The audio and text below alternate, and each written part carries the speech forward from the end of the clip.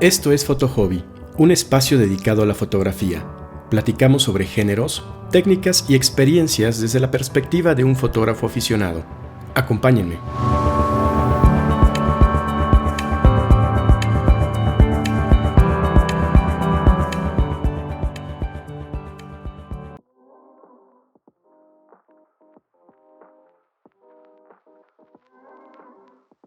¿Qué tal?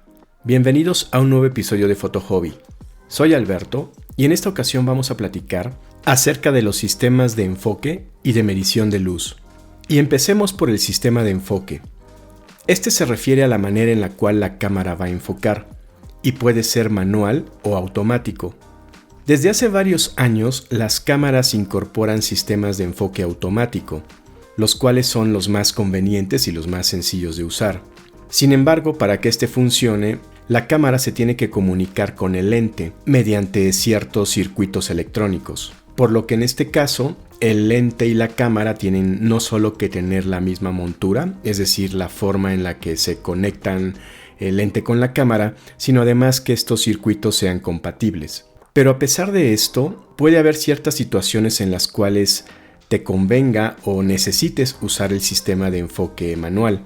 En el caso del enfoque manual, este se controla con el anillo de enfoque que está en el lente de la cámara. Ahora, hay algunos fotógrafos que a pesar de tener enfoque automático disponible, prefieren trabajar en modo manual.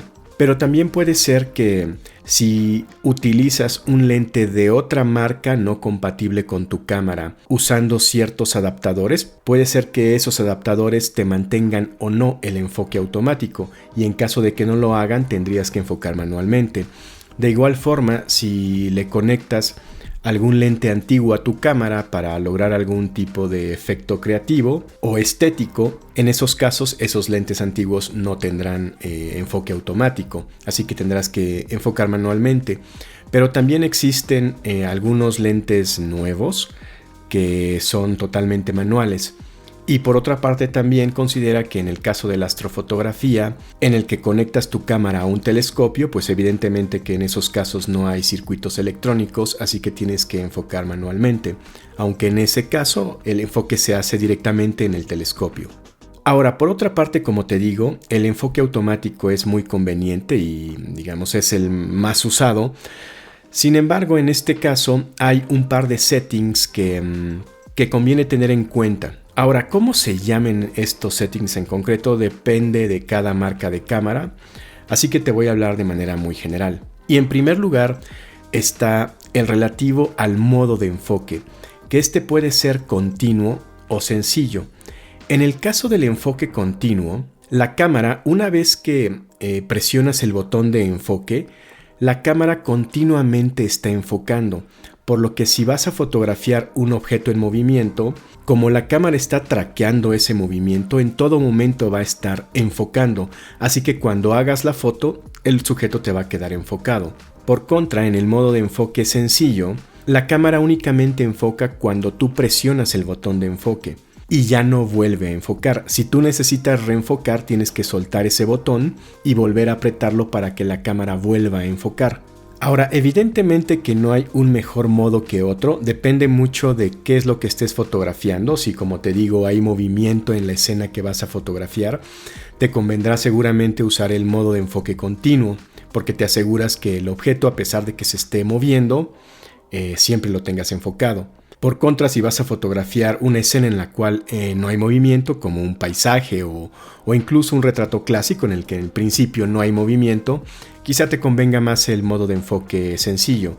Así que esto tiene que ver más con preferencias. Simplemente considera que en el modo de enfoque continuo la cámara suele gastar más batería debido a que está continuamente enfocando. Así que si practicas géneros en los que no hay movimiento, quizá te convenga setear de una vez un modo de enfoque sencillo.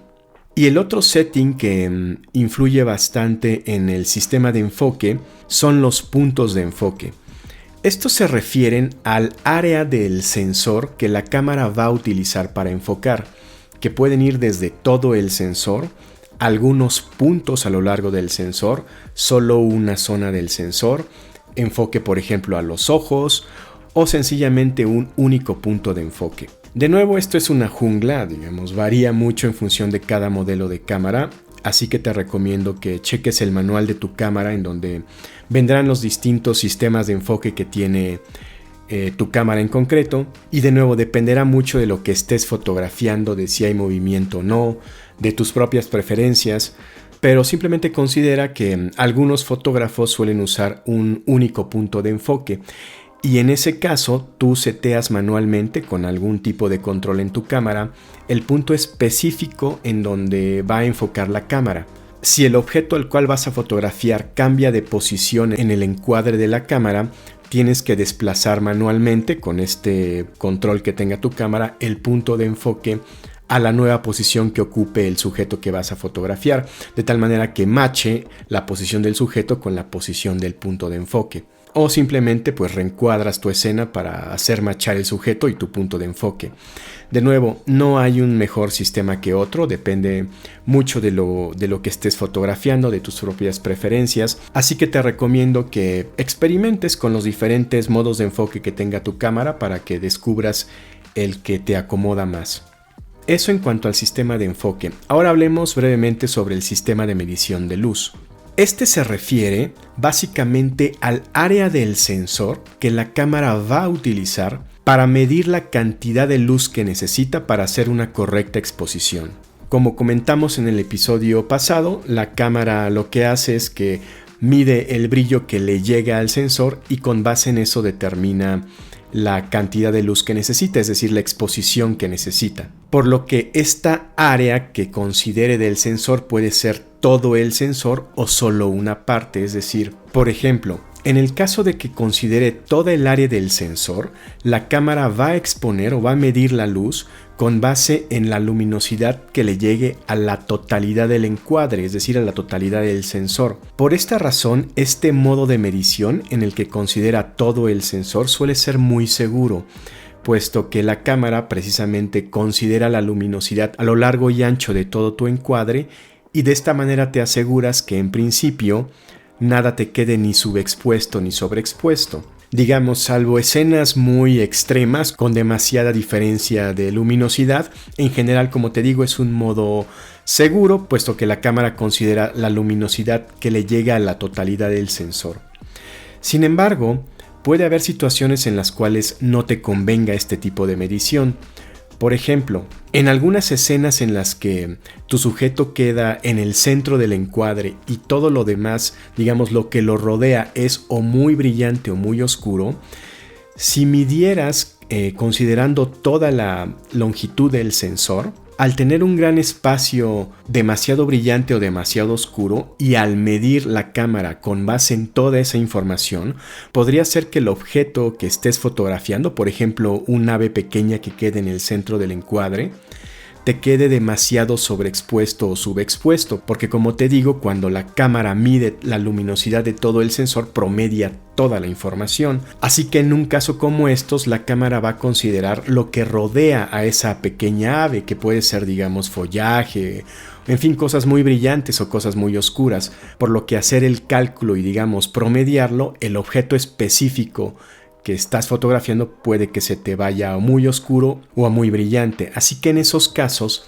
es probable que te convenga salirte del modo de medición total, que en algunas cámaras se llama matricial, y moverte a otro en el cual la cámara únicamente mide la parte central del encuadre, que se suele llamar ponderado al centro.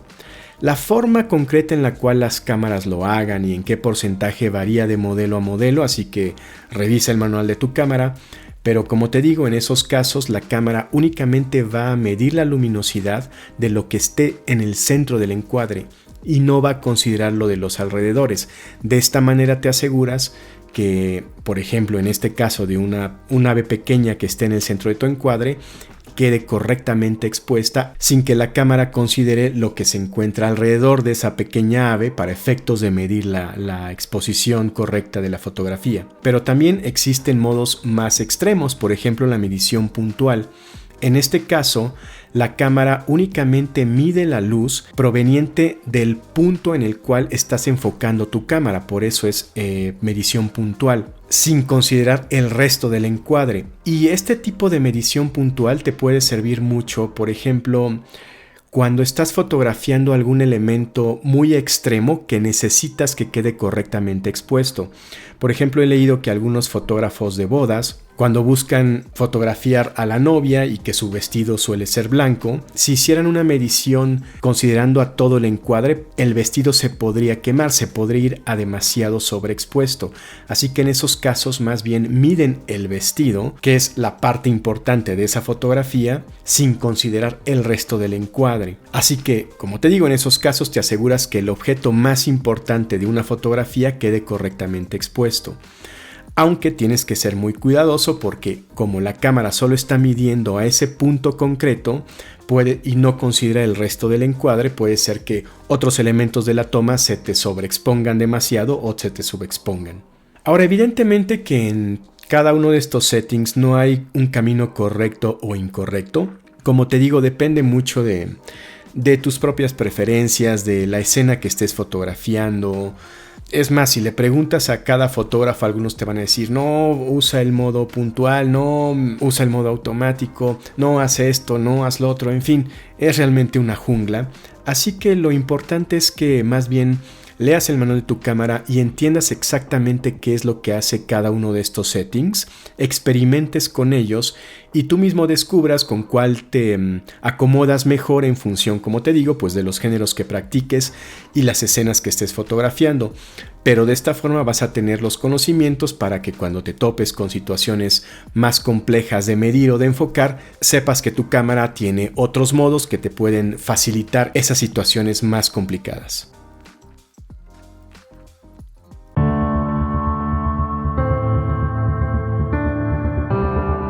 Así concluye un episodio más de Foto Hobby.